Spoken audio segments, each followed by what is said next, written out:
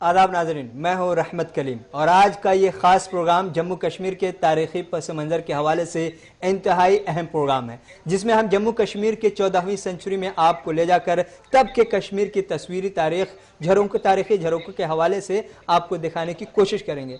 जम्मू कश्मीर की तारीख़ पर एक नहीं, दो नहीं, बल्कि सैकड़ों किताबें लिखी जा चुकी हैं। अफसाने और नावल भी मंजर आम पर आ चुके हैं। उन्हीं में से एक किताब ऐसी है जो गुज़श्ता 3-4 बरसों से शोहरत के सारे रिकॉर्ड तोड़ रही है।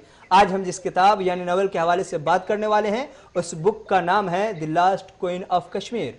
बेस्ट सेलर का एजाज हासिल कर चुकी the last queen of Kashmir के मुसन्निफ आज हमारे मेहमान हैं, जिन्होंने आलमी प्लेटफॉर्म पर कश्मीरी पंडितों की नुमाइंदगी की है, जिन्होंने अमेरिका के कई यूनिवर्सिटियों में इंडियन स्टडीज़ के हवाले से लेक्चर भी दिया है, IIT गोल्ड मेडलिस्ट रहे, the last queen of Kashmir समेत कई किताबों के मुसन्निफ जनाब राकेश कौल जी आज आपने हमारे लिए अपना कीमती वक्त निकाला है। इसके लिए आपका बहुत बहुत शुक्रिया।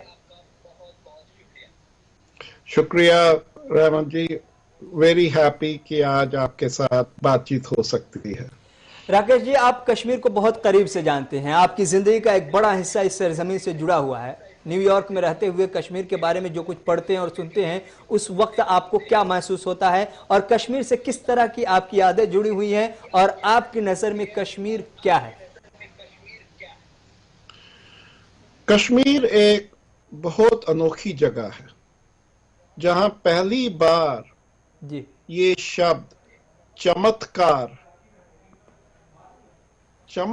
शब्द कश्मीर से आया है जी। और अमीर खुसरो की जो लाइन है जो कि शाहजहां ने ली, जो काफी लोग जानते हैं जी। If there is a paradise this is it जी, जमीन पर कहीं उससे ज्यादा उस जन्नत की लाइन से ज्यादा अच्छी ओरिजिनल लाइन जी कल्हन्ना ने लिखी थी। और वो बड़ा इंपॉर्टेंट है कश्मीरी लोगों को उस लाइन को याद करना और समझना। जी कल्हन्ना ने लिखा था जी, भगवान ने कश्मीर को इसलिए क्रिएट किया कि मनुष्य को जन्नत की जरूरत ही नहीं पड़े। जी। तो ये जो किताब जो लास्ट क्वीन ऑफ कश्मीर है, इस किताब मैं जब सोचता हूं कि ये क्यों बेस्ट सेलर बनी, इसमें क्यों इतना इंटरेस्ट हुआ, ये इसलिए इसमें इंटरेस्ट हुआ क्योंकि ये पहली किताब थी जिसमें हमें पता लगता है कि कश्मीर क्या सिविलाइजेशन थी। और इसमें 2-3 चीजें बड़ी खासियत की चीजें थी। पहली चीज थी कश्मीर में नारी शक्ति। कश्मीर का नाम था स्त्री देश। जी। कश्मीर में जो औरत थी वो नंबर 1 मानी जाती थी। और ये नहीं कि थ्योरी में या लोग बस थ्योरी में लिख रहे हैं, नहीं, कश्मीर में ज्यादा रानियां थी बनिस्बत किसी और जगह में। जी।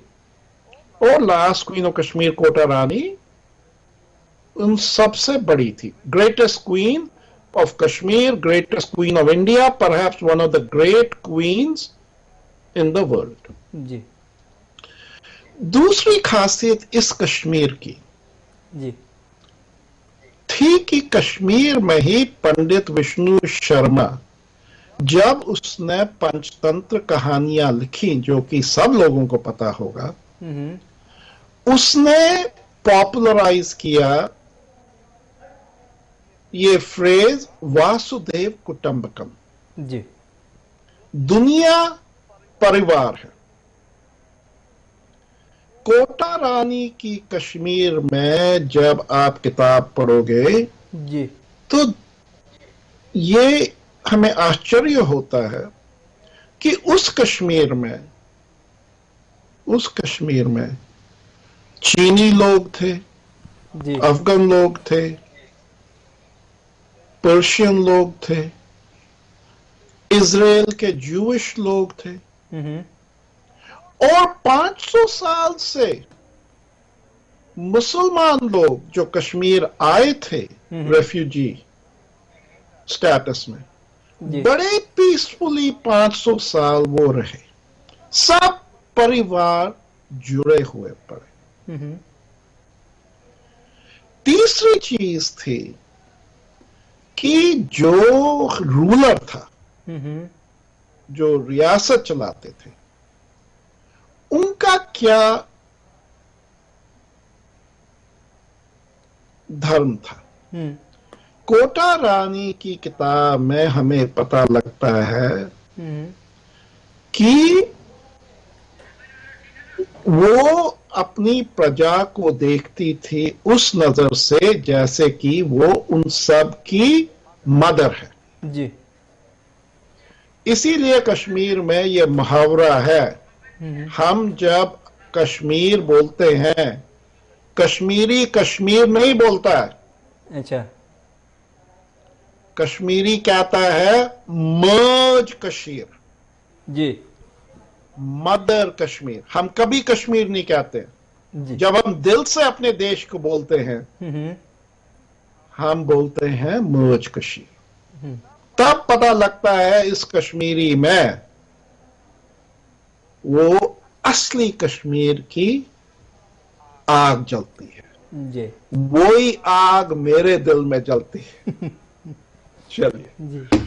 आपके novel the last queen of Kashmir को गुज़श्ता कई वर्षों से लोग हाथों हाथ ले रहे हैं। बेस्ट सेलर का एहसास भी इस किताब को हासिल है। आज एक बड़ी सच्चाई ये है कि जम्मू कश्मीर के आखिरी राजा हरि सिंह के बारे में हर कोई कुछ न कुछ जानता जरूर है, लेकिन एक बड़ी आबादी ऐसी है जो ये जानती ही नहीं कि लास्ट क्वीन ऑफ कश्मीर कौन है, उनका रोल क्या रहा। हाँ, ये किताब इट गॉट गुड रिसेप्शन। जो पहला एडिशन है जो आपने पीछे दिखाया है, जी। ये जो पहला एडिशन है, अब ये कलेक्टर्स आइटम बन गया है। ये तो मिलती नहीं है किताब। कभी कभी अगर मिलती है तो ये किताब जो 300 रुपये की निकली, अब इसके लिए लोग 12,000 रुपये प्राइस चार्ज कर रहे हैं। बट अब इसकी मैंने फाइनली दूसरी एडिशन रिलीज कर दी है। जी। तो आपको पता ही है, आपके ऑडियंस को पता ही है कि हर 1-2 साल के बाद कश्मीर में काफी फ्लड आते हैं। और पिछले 2-3 साल पहले इंडियन आर्मी ने बड़ा रेस्क्यू ऑपरेशन करा क्योंकि फ्लड्स बहुत खराब थे। हम कश्मीरी ये बिल्कुल भूल गए हैं जी कि जो पहला फ्लड बाईपास कनाल कश्मीर में बना था, जी, वो कोटा रानी ने बनाया था। वो अभी भी उसको कोटकुल, कुल मीनिंग कनाल, कोटकुल के नाम से लोग उसको बोलते हैं। अब पर उनको याद नहीं है, उनको पता नहीं है ये जब कोटकुल कहते हैं तो ये कौन कोटा थी, किसके नाम पे ये बाईपास कनाल बना था। जी। कहा यह भी जाता है कि कश्मीर में रानी भी उतने ही पावरफुल हुआ करती थी जितने राजा महाराजा हुआ करते थे। क्या यह सच है? नहीं, रानी उससे भी ज्यादा पावरफुल थी। अच्छा। पहली चीज थी जी कि कश्मीर में जब शादी होती थी, जी, जो मैरिज वॉल्स होती थी, अगर आप उनको स्टडी करोगे केयरफुली कि आदमी क्या कह रहा है और औरत क्या कह रही है, उसमें आप देखेंगे कि औरत had the right to veto ji any decision the husband made. That's number one. Ji Number two, अगर राजा रूलर था, अगर राजा प्रजापति था, हम्म उसका मिनिस्टर ऑफ फाइनेंस जो तोशकानी को कंट्रोल करता था, ट्रेजरी को कंट्रोल करता था, वो क्वीन होती थी। अच्छा वो रानी के हाथ में थी। और आपको पता ही है कि जो औरत होती है वो financially she is more prudent than men are. जी और इस कहानी में आप देखोगे जी कि जो राजा है वो बिल्कुल फाइनेंशियली प्रूडेंट नहीं है। जी वो उसका नशा है कि वो सबसे अच्छे डायमंड खरीदना चाहता है, ज्वेलरी खरीदना चाहता है। वो औरत में नहीं है। women are financially very prudent. जी तो historically queens were in charge of the treasury. Rakesh And then, जी जी जी हाँ, जी जी कही कही and then finally काफी रानियां अपने राइट में प्रजापति थी। Okay And they were warriors. We can talk more. आप सवाल पूछिए, I will talk more about that. जी राकेश जी, खबर मिली है कि the last queen of Kashmir को आप ओटीटी पर लाने का मन बना रहे हैं। सवाल ये है इस सिलसिले में कि आखिर ओटीटी पर लाने का फैसला क्यों किया और इसके लिए शेड्यूल, रोड मैप वगैरह क्या कुछ तैयार किया हुआ है, कब तक ओटीटी पर आ सकता है? नहीं, ये तो थोड़ा प्रीमेच्योर है। जी क्या हुआ जब लोगों ने ये किताब पढ़ी तो काफी पब्लिक से फीडबैक आया जी कि भाई इसकी आप कुछ वेब सीरीज या मूवी बनाओ। तो in fact there is a prominent Kashmiri gentleman by the name of Shah Faisal. जी और उन्होंने ट्वीट किया, मेगा गुलजार को उन्होंने ट्वीट किया कि भाई ये कोटा रानी की मूवी बनाओ। जी तो जब ऐसा फीडबैक आया तो हमने कहा ठीक है, उस पे भी हम कुछ कार्रवाई शुरू करेंगे। अच्छा तो अब हमने काम शुरू किया है, उसका स्क्रिप्ट बनानी है, हिंदी ट्रांसलेशन पे काम हो रहा है, स्क्रिप्ट बनानी है, स्क्रीन प्ले करना है। तो काम शुरू कर रहे हैं। फिर देखो अगर पब्लिक का सपोर्ट होगा तो फिर स्ट्रीमिंग प्लेटफॉर्म भी अपना सपोर्ट देंगे। तो ये थोड़ा लंबा सफर है, पर देखिए इस किताब को लिखने में 12 साल लगे, तो अगर 1-2 साल वेब सीरीज बनाने में लगे तो कोई परवाह नहीं है। नहीं। पर ये कहानी कोटा रानी की जरूर हम पहुंचा देंगे। जम्मू कश्मीर पर अब तक सैकड़ों किताबें लिखी जा चुकी हैं, हर पहलू पर लिखा गया है। आपकी नज़र में कश्मीर का कोई ऐसा पहलू, कोई ऐसा पार्ट है जिस पर किताबें नहीं लिखी गई हैं, या फिर लिखी गई हैं तो उस हद तक नहीं जिस हद तक लिखी जानी चाहिए और जिस पर काम और करने की जरूरत है? हाँ, ये देखिए, कश्मीर ऐसी अनोखी सिविलाइजेशन है जी जिसे यूरोपियंस ने जी 19th सेंचुरी में कहा कि it is the cradle of human civilisation.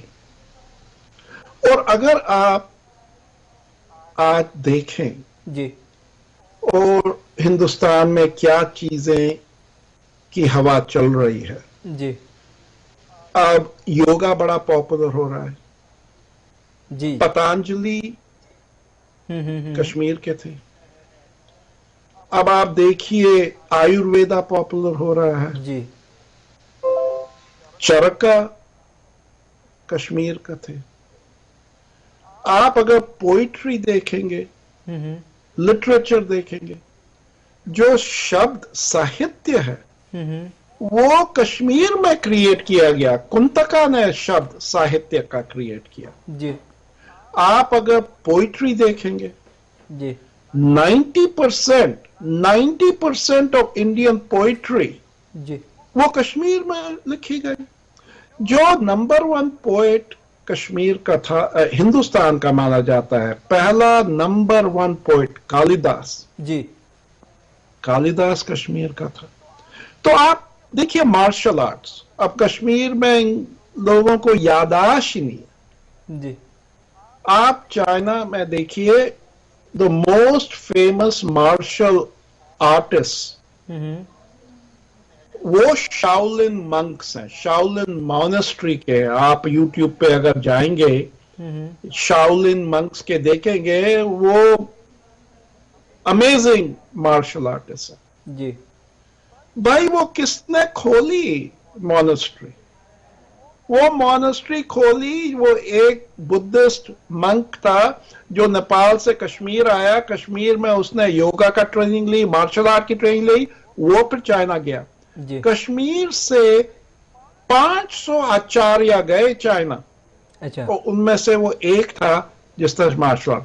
तो मैं ऐसे काफी चीजें पे बोल सकता हूं, but Kashmir contribution to civilisation and to humanity is amazing. और उस पर कुछ काम नहीं हो रहा है। क्योंकि काम नहीं हो रहा है, कश्मीरियों को अपनी हेरिटेज, अपने सिविलाइजेशन की कोई नॉलेज नहीं। जी। बक बक बक बक यही है बस। पाकिस्तान, टेररिज्म। मैंटो जो कि बहुत वेल नोन जी पार्टीशन टाइम पे लिटरेरी फिगर था, सादत हसन मंटो। मैंटो ने कहा to be Kashmiri is to be beautiful. जी। अब कश्मीरी बेचारे को क्या ब्यूटी के साथ एसोसिएशन है? कश्मीरी को पता है ये कि जब हम म्यूजिक, पोइट्री, डांस, ये कला की बात करते हैं, भारतनाट्यम की बात करते हैं, ड्रामा की बात करते हैं, हम कहते हैं आओ बॉलीवुड मूवीज बनाओ कश्मीर में। कश्मीरियों को पता है कि भरत मुनि कश्मीरी थे। जी। तो उन चीजों पे अगर ज्ञान फिर से आएगा तो कश्मीरियों को ये जो भूल हो गई है, ये भूल मिट जाएगी। सेल्फ रिकॉग्निशन आएगा कि we are one of the great contributors to humanity, we are a beautiful people.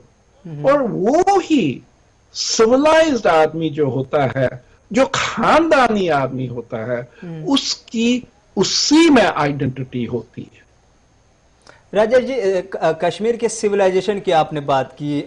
मुझे जहाँ तक अंदाज़ा है कि नई नस्ल, चाहे वो कश्मीर की हो या फिर यूपी की हो या बिहार की हो, और बात हमारी कश्मीर के हवाले से हो रही, तो कश्मीर की जो नई नस्ल है वो अपने सिविलाइजेशन से या अपनी हिस्ट्री से, अपनी तारीख से बहुत ज़्यादा वाकिफ़ नहीं है, बहुत ज़्यादा नॉलेज नहीं है। तो हम क्या ये माने कि इसके लिए किसको जिम्मेदार हम ठहराएंगे? कौन है जिन्होंने अपनी सिविलाइजेशन को आगे तक, आने वाली नस्लों तक नहीं पहुँचाया, आने वाली जनरेशन तक नहीं पहुँचाया? ये आज की नस्ल, जो नई नस्ल है, नई जनरेशन, वो अपने सिविलाइजेशन से ही नाबलद है या नावाकिफ है?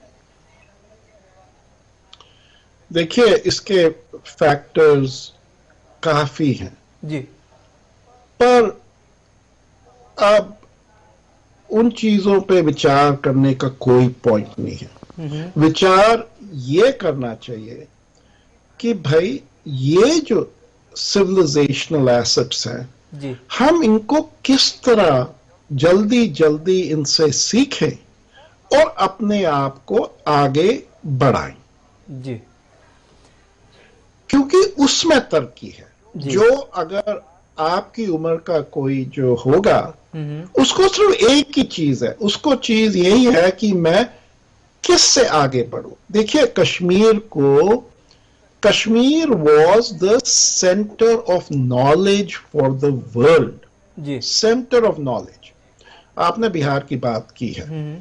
आपको पता है कि अगर हिंदुस्तान में कोई भी ग्रेजुएट होता था, जब उसकी ग्रेजुएशन होती थी, उस दिन वो पंडितों के सामने 3 कदम कश्मीर की ओर लेता था।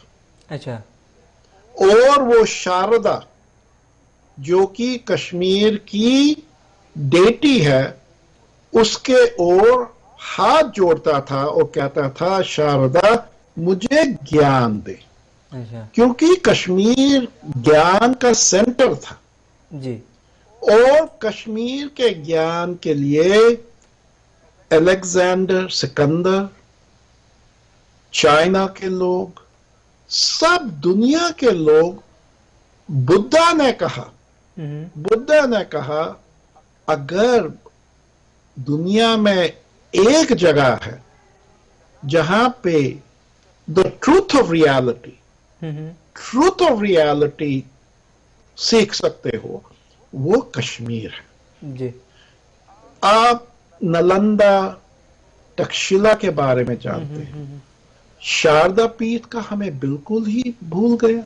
शारदा पीठ कितनी महान यूनिवर्सिटी थी। तो ये चीजें जो हैं, इन चीजों को हमें अपनी जिंदगी में लाना है, अपनी कॉन्वर्सेशन में लाना है, जिससे कि हमारा गर्व बढ़े और हमारी जिंदगी आगे तरक्की करे। राकेश जी, फिर से the last queen of Kashmir पर आएंगे। ये नावल कोटा रानी पर लिखी गई दूसरी किताबों से मुख्तलिफ यानी डिफरेंट कैसे है, ये सवाल अहम है। और अगर ये सवाल आप बर्दाश्त कर लें कि कोई अगर इस किताब को, इस नावल को पढ़ना चाहे तो क्यों पढ़ना चाहे, उसे क्या मिलेगा?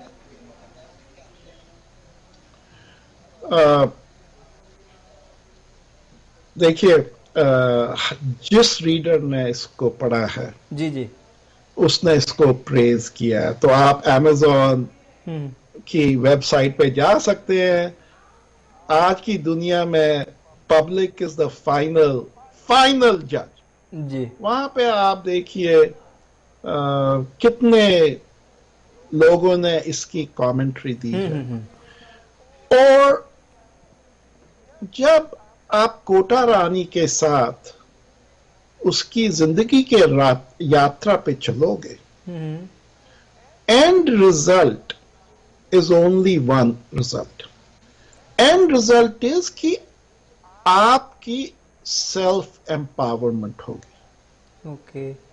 You will come out of that journey more self-empowered. And that is what this, see, every book, हर किताब एक is like a ship.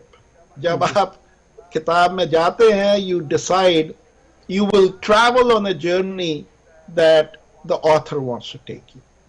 तो आप मेरे साथ चलोगे इस जर्नी में जी। और मैं आपको ये शर्त देता जी कि जब मैं आपको वापस वहीं पहुंचाऊंगा जहां मैंने आपको उठाया, you will come out of it feeling very empowered and you will have a new dimension on your life. Whether you're a Kashmiri or not a Kashmiri or an American, doesn't matter.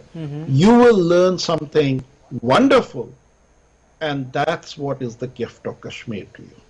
तो ये किताब की खूबी है। राकेश जी, आखिर में वक्त कम है, इसलिए आखिर सवाल लेंगे आपसे कि आज के कश्मीर को आप देखते हैं, आज के कश्मीरी सिविलाइजेशन को आप देखते हैं, तो इस पर आपका पहला रिएक्शन क्या होता है, पहला रद्द-ए-अमल क्या होता है? पहला रिएक्शन ये है कि अगर आप कोटा रानी की कश्मीर देखोगे, उसमें सिर्फ एक ही सवाल था।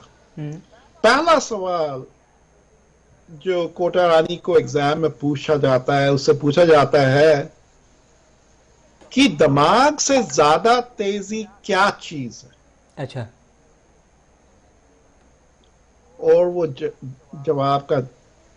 जवाब ये है, वो देती है कि दिमाग से ज्यादा तेज इच्छा है। जी। और हर मनुष्य की क्या इच्छा है? जी। हर मनुष्य की ये इच्छा होनी चाहिए कि मैं अपनी जिंदगी में अपना पूरा पोटेंशियल अचीव कर सकूं। और कश्मीर सिविलाइजेशन का यही एक गोल था कि कश्मीर में सब टेक्नोलॉजीज क्रिएट करी गई जिससे कि आप अपना फुल पोटेंशियल अचीव कर सको while alive. And not after you die, but while alive. तो प्रेजेंट डे कश्मीर की ये ट्रेजेडी है कि the average Kashmiri has not the opportunity to achieve any tiny percentage of their potential. Kashmiris are a beautiful people. जी जैसे ही वो ये किताब पढ़ेंगे वो समझेंगे कि to be Kashmiri is to be beautiful. To be Kashmiri is to be on a pathway where they can achieve their full potential. जी रास्ते गलत रास्ते पे चल के इन्होंने अपना ही पोटेंशियल खराब कर दिया है। इस किताब से अगर 1 या 2 या 10 या 100 या 1000 या सैकड़ों अगर उनको ये ज्ञान मिलता है कि मैं किस तरह अपना फुल पोटेंशियल अचीव करूं, जो कि कश्मीर की अल्टीमेट सीक्रेट है, तो उसमें मुझे बहुत खुशी हो। चलिए राकेश जी को बहुत बहुत शुक्रिया आपका। आपने कश्मीर की एक पूरी तारीख हमारे नाजरीन के सामने रख दी और नई नस्ल को यह जानने का मौका भी मिला कि लास्ट क्वीन ऑफ कश्मीर कौन है और उनका रोल क्या रहा है। ये इंटरव्यू उन तमाम लोगों के लिए काफ़ी फ़ायदेमंद साबित होगा जो जम्मू कश्मीर की तारीख को जानने और पढ़ने में दिलचस्पी रखते हैं। और राकेश जी आपको the last queen of Kashmir को OTT प्लेटफॉर्म पर लाने के लिए पेशगी मुबारकबाद देते हैं। उम्मीद करते हैं कि जिस तरह ये किताब बेस्ट सेलर का खिताब हासिल करने में कामयाब हुई, OTT प्लेटफॉर्म पर भी उससे ज्यादा मोहब्बत मिलेगी। इसी के साथ ये खास प्रोग्राम यहीं पर खत्म हुआ चाहता है। रहमत कलीम को आप इजाजत देंगे। खुदा हाफिज।